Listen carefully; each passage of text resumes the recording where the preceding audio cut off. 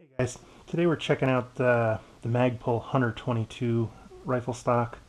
There's been a lot of interest in the Magpul Hunter 700 rifle stock for the Remington 700, and I don't have one of those to show you, unfortunately. I don't have a barreled action that'll fit one.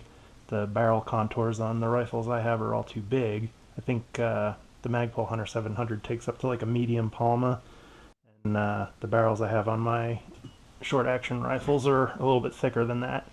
However, I do have one of the Hunter 22s on my wife's rifle, and a lot of the features are the same, so I thought that might be a good way to give people that are interested in the Hunter 700 a little bit of information and some insight into what the Hunter 700 looks like and the features and whatnot. It's essentially the same stock feature-wise. There's just a couple of differences, mainly the Remington model. You can install a floor metal that'll take Accuracy International magazines, and it's also got a bedding block inside of it for bolting the action to. The 122 here that doesn't have either of those. It's not really needed because a 1022 Ruger already comes with the ability to be magazine fed, so it's also not as precise a platform, so you don't really need the bedding block either. Um, Adjustability is really good on this. This one screw is basically what locks everything into place. It goes right in here, and what'll happen is you pull that screw out, and that gives you access to this little tray, and you can add spacers to it to set the length of pull wherever you need it. That also lets you lift and install the different height cheek pieces here. You can buy sets of cheek pieces, you can buy spacers, so you can really customize it so that it fits you or whoever you're setting the gun up for really well. And I like that. I think that's a huge bonus over of the factory stocks that come on guns these days, especially the Hogue stock I think that we had on this Ruger when we bought it. It wasn't adjustable at all. There was no way to fit it so that my wife could get comfortable getting on the gun and shooting it, because it wasn't set up for her. The length of pull was too long, the cheek was too low, and we were doing all these different little patchwork ways of trying to fix all that. And the price on these, it's only a little over $100. It's hard to beat $100 upgrade that gives you those options.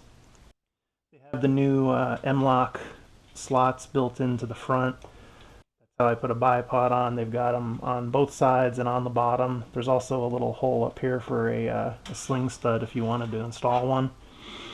I don't have too many bad things to say about this. Like I said, for the price, it's a really good upgrade.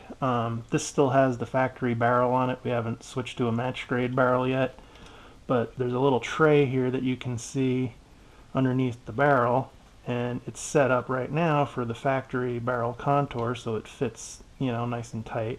But if we switched it to a target barrel, you can take that tray out, flip it over, and it'll take a bigger contour barrel in there without having to do anything to the stock to make that work or make it fit.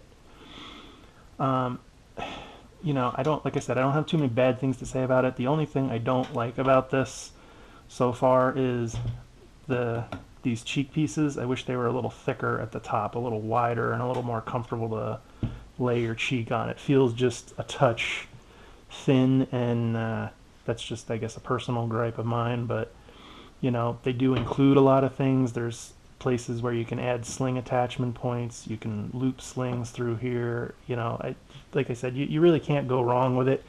It's just, like I said, a personal gripe of mine. But maybe what I'll do is I'll put some padding over that or something to thicken it up and make it a little bit more comfortable.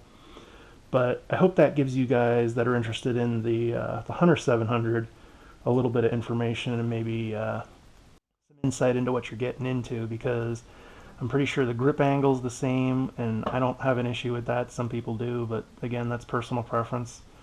I think even the Hunter 700 version is extremely affordable. So if you bought, a Remington 700 and it's got a rubber stock on it that you want to upgrade, I think these Magpul stocks are going to be hard to beat.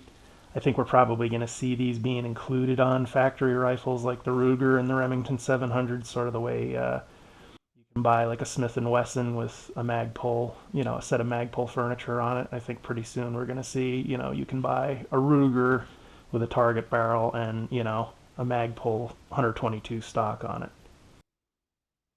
As usual, guys, if you have questions or anything, shoot us an email, leave us a question in the comments, and we'll try to answer it for you.